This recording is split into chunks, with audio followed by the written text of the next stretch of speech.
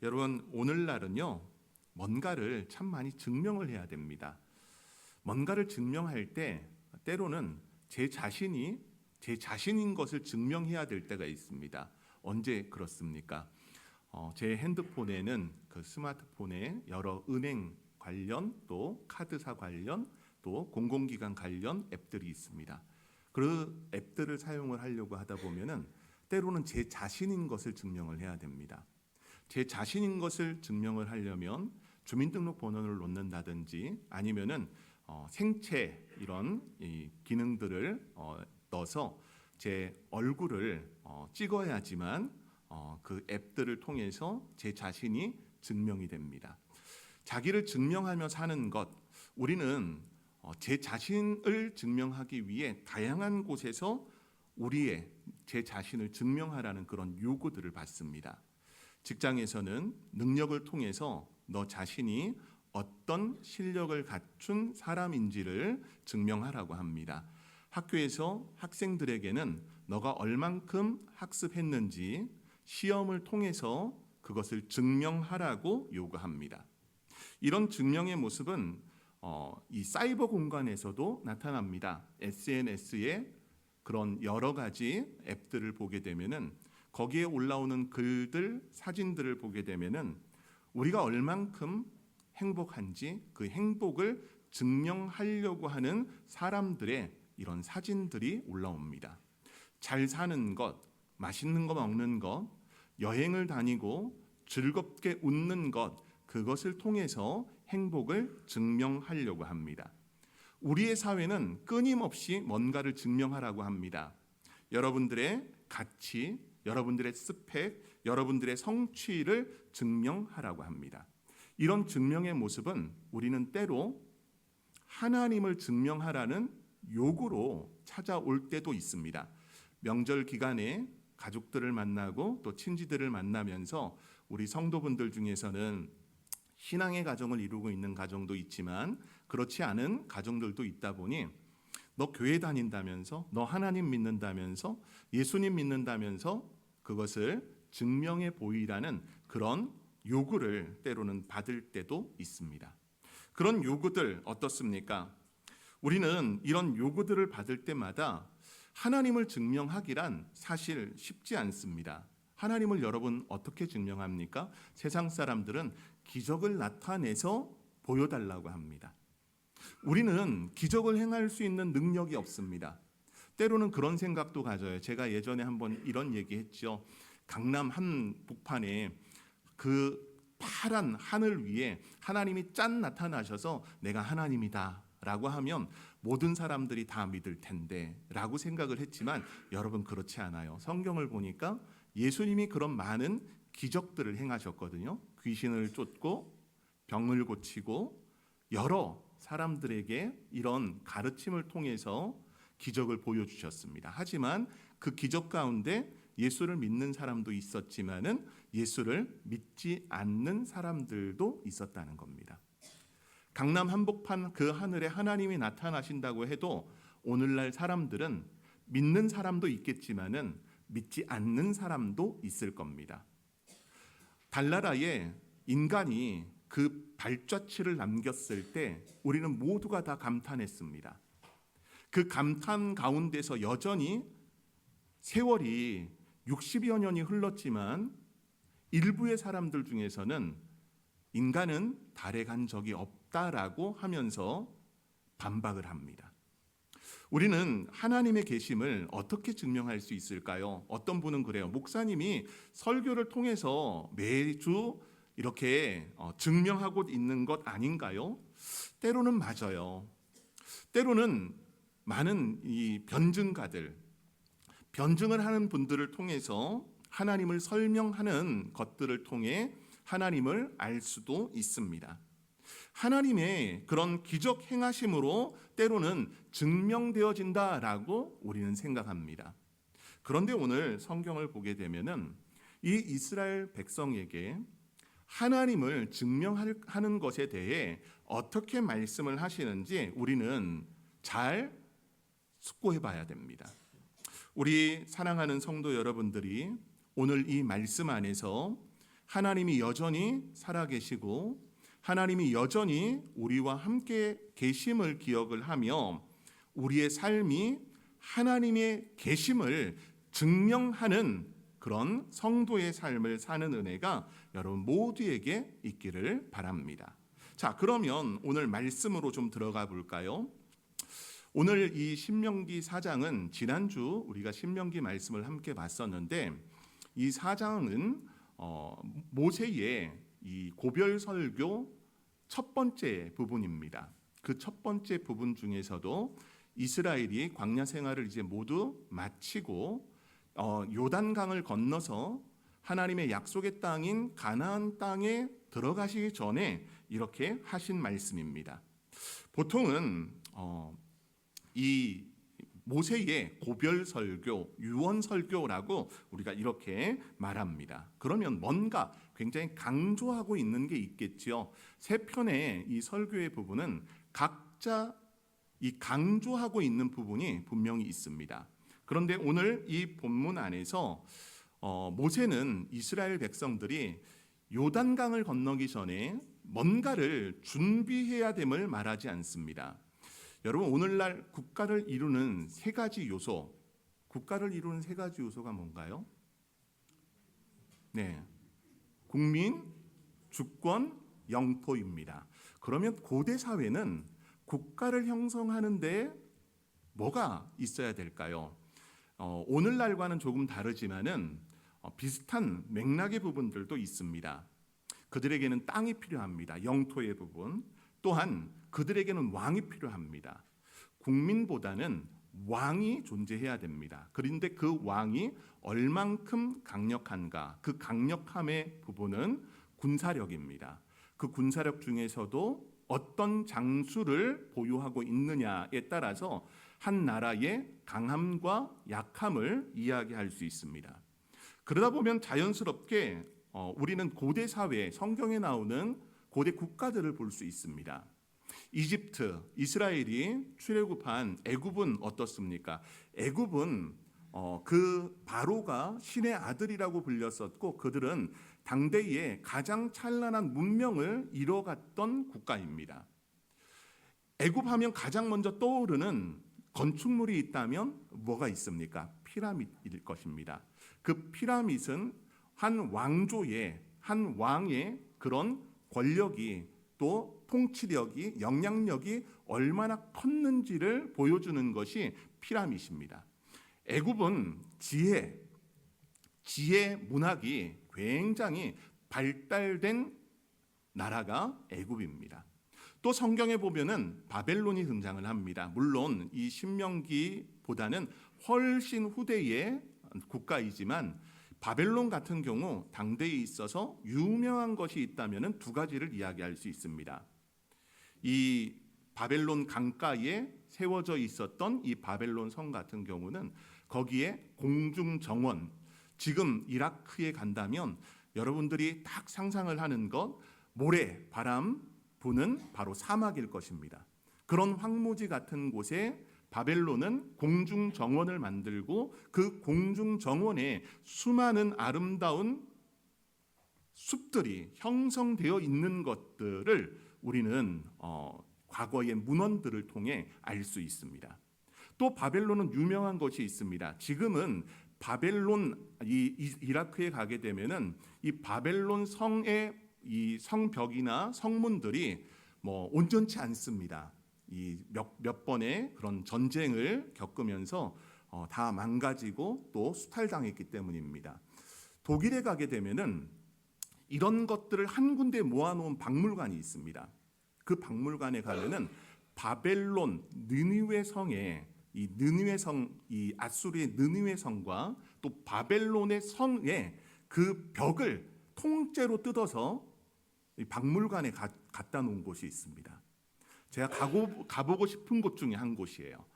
근데 그렇게 바벨론은 성을 쌓고 화려한 공중정원을 만들고 아름다운 비치빛 색깔 또 블루빛 색깔을 통해서 그 성을 아름답게 만들었습니다.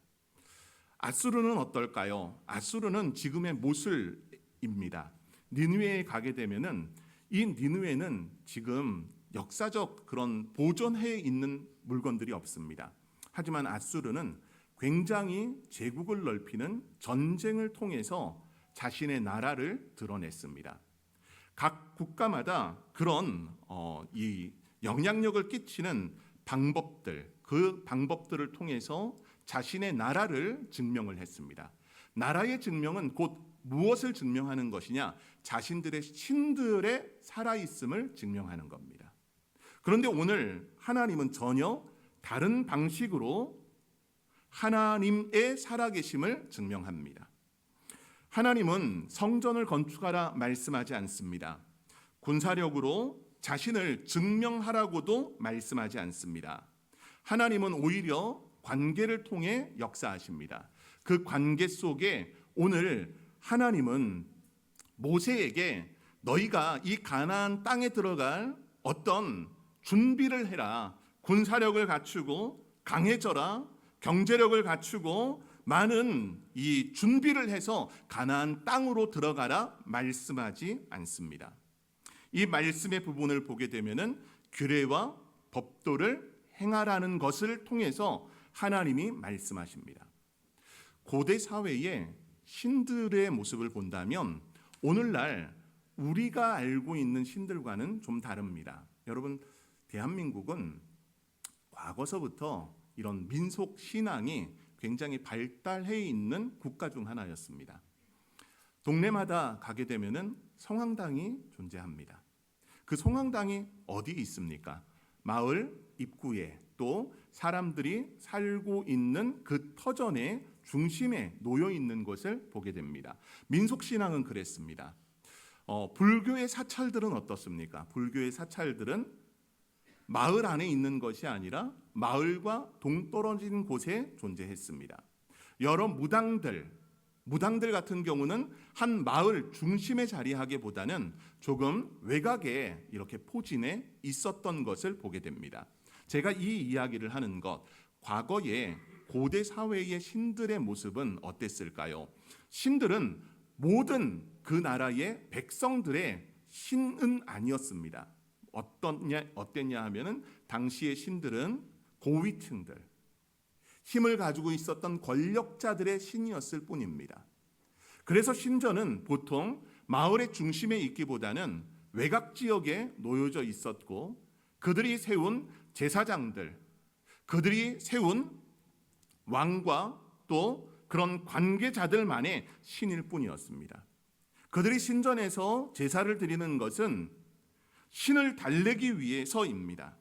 신을 달래는 그런 의식들, 행음의 그런 모습들도 마찬가지였죠.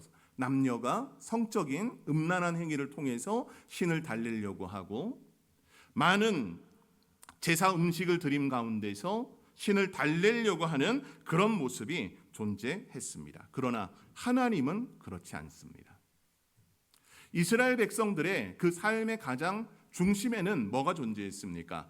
출애굽기를 통해서 성막이 만들어지고, 그 성막은 끊임없이 이동을 할 때 이스라엘 진 가장 중앙에 자리를 했습니다. 선두에서 이끄는 것은 하나님의 법궤였고, 그 진들이 머무는 자리의 그 가장 중심에는 하나님의 성막이 그 가운데 있어서 하나님은 세상의 신들과는 조금 달랐습니다. 하나님의 백성들은 어떻게 그러면 하나님을 가까이 했을까요? 성경을 보게 되면은 7절 말씀에 이렇게 말씀해요. 우리 하나님 여호와께서 우리가 그에게 기도할 때마다 우리에게 가까이 하심과 같이라고 하면서 우리가 기도할 때 하나님이 가까이 하신다 말씀합니다. 세상의 신들은 그렇지 않았습니다.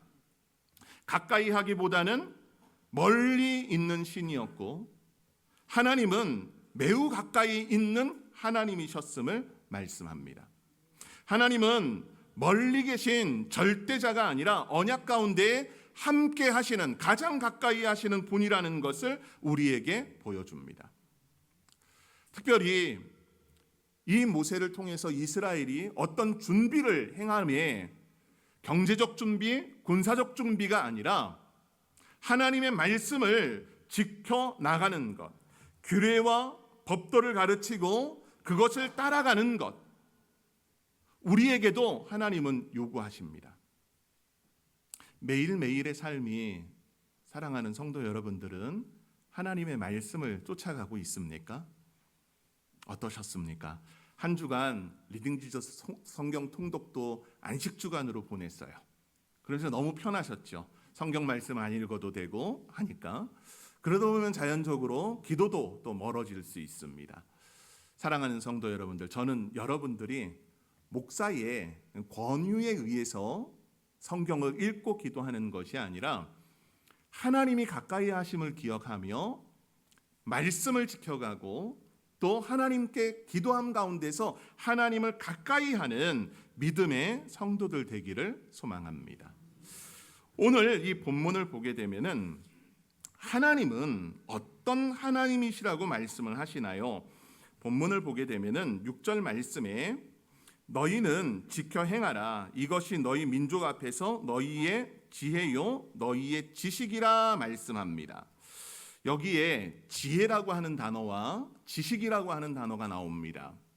지혜의 부분은 호크마라고 하는 히브리어를 씁니다. 근데 이 호크마라고 하는 지혜라고 하는 단어는 하나님의 질서에 맞게 사는 능력을 이야기합니다. 그래서 잠언서에 보게 되면은 지혜에 관해서 참 많이 이야기하거든요. 여호와를 경외하는 것이 지혜의 근본이다라고 하면서 지혜의 부분을 이야기합니다. 그 지혜는 세상을 사는데 어떤 현명한 것들을 이야기하는 것이 아니라 우리가 하나님의 질서에 맞게 사는 능력을 갖추는 겁니다. 사랑하는 성도 여러분들은 매일매일의 그 삶의 자리가 하나님이 말씀하신 그 뜻 안에서 머물고 살아갑니까? 그 질서에 맞는 삶을 살아가는 자들. 창조에도 하나님의 질서가 있고 우리에게도 하나님의 질서가 있습니다. 구약 세대의 율법이 그거의 하나의 질서였다면 오늘 우리는 예수님의 말씀이, 성경 말씀이, 하나님의 말씀이 우리의 삶의 질서가 되어져야 됩니다. 그 질서를 흐트리며 살아가는 자들과 그 질서를 따르며 살아가는 사람들. 지식의 부분은 어떻습니까? 지식을 이야기할 때 우리는 학문적인 것을 많이 이야기합니다. 하지만 여기에 등장하고 있는 지식이라고 하는 바나라고 하는 단어는 분별함, 통찰력 이런 부분들을 이야기합니다. 그래서 본질을 꿰뚫어 보는 능력을 이야기하는 겁니다. 여러분들이 얼마나 많이 알고 있느냐를 우리는 지식을 쌓았다라고 이야기하는데 그것이 아니라 바로 볼 수 있는 능력, 사물의 본질을 꿰뚫어 볼 수 있는 능력을 지식이라고 오늘 이야기를 합니다. 이 두 가지 부분을 통해서 우리가 하나님의 그 뜻을 이루며 살 수 있다는 겁니다. 하나님의 백성이 다른 이유가, 세상 사람들과 다른 이유가 뭡니까? 당시의 사람들, 고대 근동에 흩어져 있었던 사람들은 자신들의 신을 믿으면서 살아갈 때 자신들이 부강해지는 것, 자신들이 부요해지는 것, 이것이 하나의 목적이었다면은 하나님의 백성은 다릅니다. 왜 다를까요? 말씀의 부분이 다르기 때문입니다. 어떻게 말씀하십니까? 성경을 보게 되면은 하나님은 우리에게 삶의 요구의 부분, 이것을 지켜 행하라고 하시면서 이 모세오경 안에서 끊임없이 말씀하고 있는 게 있습니다. 약자를 대하는 태도, 돈을 사용하는 방식, 용서하는 방법들, 갈등을 해결하는 것, 또한 세상을 하나님의 눈으로 바라보고 하나님의 뜻에 맞게 살아가는 것, 바로 우리의 삶이 하나님의 계심을 증명하고 있음을 말씀을 합니다. 성도 여러분들은 하나님을 나타내는 삶을 살고 있습니까? 아니면 하나님과는 상관없는 삶을 살고 있습니까? 사랑하는 성도 여러분들이 하나님을 증명하는 삶을 살기를 소망합니다. 여러분, 이건 굉장히 좀 어려운 부분이에요. 왜 어렵느냐? 우리는 매일매일 뭔가를 학습을 할 때 기억하는 만큼 우리는 잃어버리는 것들이 참 많습니다. 40대, 50대, 60대, 70대 성경을 암송하면 어떻습니까? 제가 이런 이야기 하잖아요. 몇 년 전에 제가 로마서 5장, 로마서 8장, 로마서 12장을 통으로 다 암기를 했습니다. 제 목표는 로마서를 16장까지 전체 암송하는 거였습니다. 근데 암송을 하다가 중간에 놓쳐버렸어요. 그랬더니 어땠을까요? 로마서 5장 암송하라면 지금 암송할 수 있을까요? 통으로는 암송이 안 되더라고요. 참 많이 까먹었어요. 근데 어떤 성도들 같은 경우 오늘 외웠던 것, 오늘 암송했던 것들이 내일은 기억날까요? 고개를 절로절로 하는 거 보니까 오늘 설교도 내일 되면 다 잃어버린다. 네. 뭘 이야기하느냐? 우리는 망각이라는 것을 주의해야 됩니다. 망각은 우리가 쉽게 잊어버리는 겁니다. 때로는 잊는 것도 하나님의 은혜입니다. 깜빡하는 것도 은혜예요. 여러분들은 아니라고 생각하지만 그거 은혜 맞아요. 잊어버리는 것. 그 잊어버림 가운데 우리가 가지고 있었던 복수하려고 하는 그런 마음들, 미움들, 증오들, 이것 잃어버리면 얼마나 좋겠습니까? 근데 그런 건 잘 안 잊어져. 네. 성경을 봐보십시오. 오늘 9절 말씀에 이렇게 말씀하지요. 오직 너는 스스로 삼가며 내 마음을 힘써 지키라. 그리하여 내가 눈으로 본 그 일을 잊어버리지 말라라고 말씀을 합니다. 오늘 이 9절 말씀에는 명령어의 부분이 몇 가지가 등장합니다. 내 마음을 힘써 지키라는 부분, 이 지킴의 부분 안에서는 본문인 5절서부터 6절까지 말씀하고 있는 바로 규례와 법도를 지키라는 것을 말씀하고 있는 겁니다. 그러면서 첫 번째 부분, 내가 눈으로 본 그 일들을 잊어버리지 말라. 신명기에서 가장 위험한 죄는 우상숭배 같죠? 우상숭배 아닙니다. 잊어버리는 겁니다. 잊어버리는 것, 하나님을 잊어버리면요, 말씀을 잊어버려요. 말씀을 잊어버리면 뭘 잊어버릴까요? 자기의 정체성을 잊어버립니다. 그 정체성을 잊어버리면 어떻게 살까요? 하나님 없이 사는 인생이 되는 겁니다. 껍데기만 이스라엘 사람일 뿐인 거예요. 우리 중에 함께 신앙생활하고 있는 성도 여러분들 중엔 그렇지 않습니까? 마치 우리는 하나님을 잊지 않은 것처럼 보입니다. 말씀을 기억하고 자신이 누구인지 잘 압니다. 하지만 우리 안엔 때로 자세히 들여다보면은 우리도 이 신명기를 기록할 때 이스라엘의 모습과도 비슷한 부분들이 있습니다. 겉으로는 하나님을 부인하지 않습니다. 하지만 우리의 선택은 어떻습니까? 여러분들의 선택은 하나님 없이 선택하고 있지는 않습니까? 여러분들이 분노할 때 그 분노의 모습에서 하나님 없이 여러분들의 기질대로 분노하지 않습니까? 여러분의 염려 어떻습니까? 하나님 없이 염려하고 있지 않습니까? 하나님 없이 성공을 추구하고 있지 않습니까? 그래서 세상은 우리에게 너가 하나님 믿는 사람이냐고 말할 때가 있는 겁니다.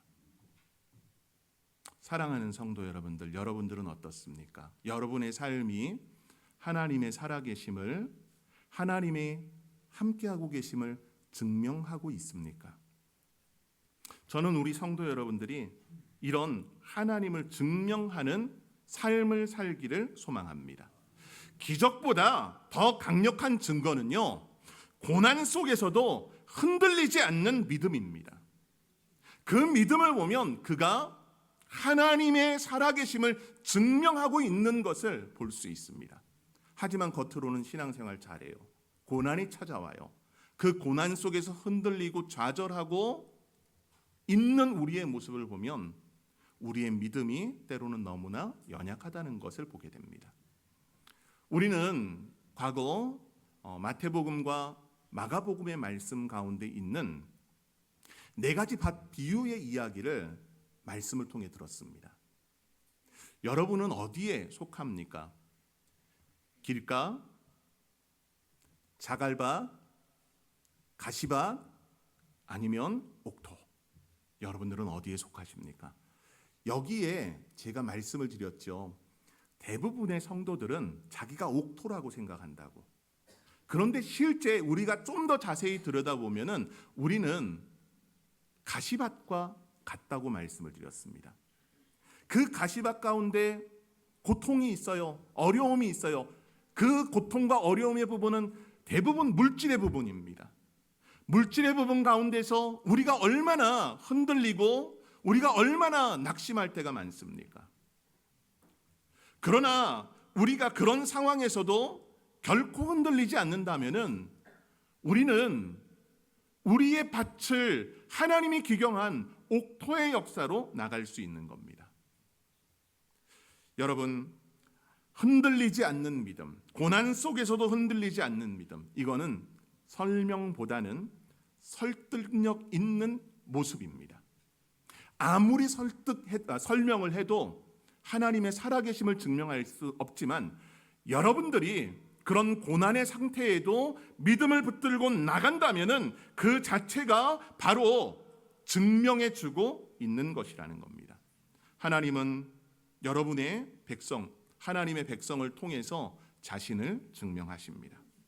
여러분, 때로는 이 말이 우리에게 부담이 됩니다. 그러면 목사님, 우리가 그렇게 살아야 된다고 하는데 저는 아직 그렇게는 안 되는데요. 굉장히 부담으로 찾아오죠. 그러나 성경의 말씀은요, 여러분들에게 부담을 주려고 하지 않아요. 이 말씀들은 복음입니다. 복음이 뭡니까? 가장 좋은 소식, 굿뉴스, 새로운 뉴스가 아니라 가장 좋은 소식이라는 겁니다. 왜 가장 좋은 소식입니까? 여러분, 이 신명기의 말씀을 듣던 광야 2세대들은 그들은 완벽한 자들이 아니었습니다. 광야에서 수없이 실패했었던 백성이었고 하나님을 의심했었고 불평과 원망을 가졌었던 사람들입니다. 그런데도 여전히 하나님이 그들을 가까이 찾고 있습니다. 그들의 기도 가운데서 가장 가까이 하고 있음을 우리에게 보여줍니다. 여러분, 우리 같은 연약한 자들, 우리같이 별 볼 일 없는, 하지만 그 속에 하나님이 우리와 가까이 하시고 함께 하시면서 하나님이 증명해 주고 계시다는 겁니다. 그 증명의 역사에서 우리가 오직 한 분 예수를 바라보는 은혜가 있기를 소망합니다. 사랑하는 성도 여러분들, 우리는 뭔가 잘 설명하지 못합니다. 뭔가를 잘 증명해 줄 수 있는 그런 실력도 별로 없습니다. 하지만 여러분들의 기도의 자리에 여전히 하나님이 함께하고 계시고 오늘 이 말씀을 지켜 행해가는 자들을 통해서 여전히 하나님은 그들과 동행하고 계심을 우리가 잘 기억해야 할 것입니다. 그 모범이 되어주신 한 분, 예수님. 예수님은 어떠셨습니까? 예수님은 완전한 증명이 되셨습니다. 그 증명의 역사에서 삶의 모든 모습을 통해서 보여주셨습니다. 하나님의 성품을 완전히 드러내신 예수님. 십자가에서 하나님의 공의와 사랑을 동시에 증명해 보이신 예수님. 우리는 하나님을 증명하기 위해 사는 자들이 아닙니다. 이미 하나님이 우리를 위해 자신을 증명해 준 사람이라는 겁니다. 바로 십자가가 그렇고 그 십자가를 붙들고 살아가는 자들. 성도 여러분들, 매일매일의 삶이 예수님의 십자가를 붙든 성도의 삶이 되길 원합니다.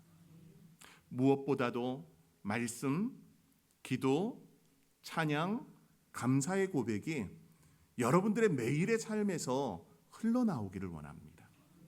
사람은 각자가 좋아하는 것, 그 좋아하는 것이 생각으로 또 말로 행동으로 표정으로 드러납니다. 오직 예수라는 말, 십자가라는 말, 그 말 한마디만 들어도 은혜가 충만한 성도들 되길 원합니다. 여러분들 옆 사람을 탁 눌렀을 때 무엇이 나옵니까?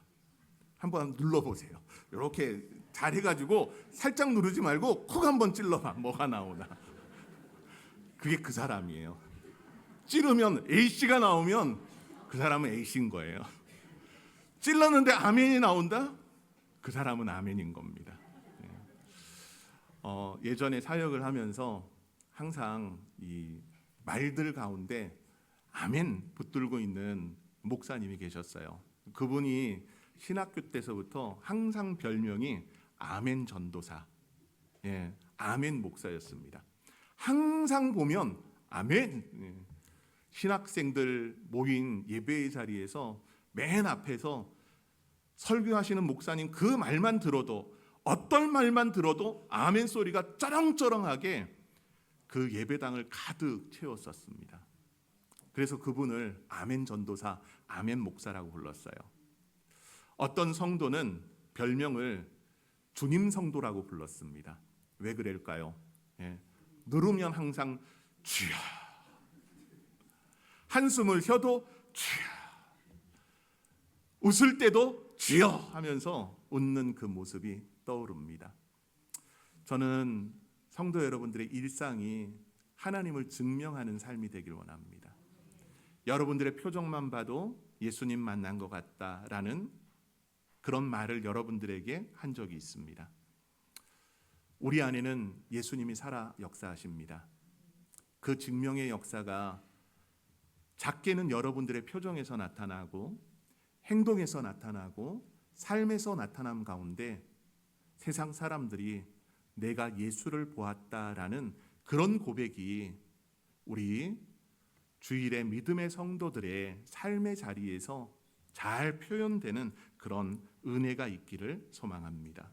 여러분 너무 부담 갖지 마십시오. 말씀드린 대로 그걸 증명해내는 것, 예수님이 그 모든 것을 증명하셨기 때문에 우리가 예수님을 믿고 나간다면은 우리 또한 세상의 그 자리에서 어떠한 고난, 어려움이 있을지라도 우리를 통해 하나님이 여전히 가까이 하시고 여러분들의 기도를 들으시고 동행하신다는 그 사실을 잘 헤아리면서 아름다운 주님과의 교제가 있기를 소망합니다.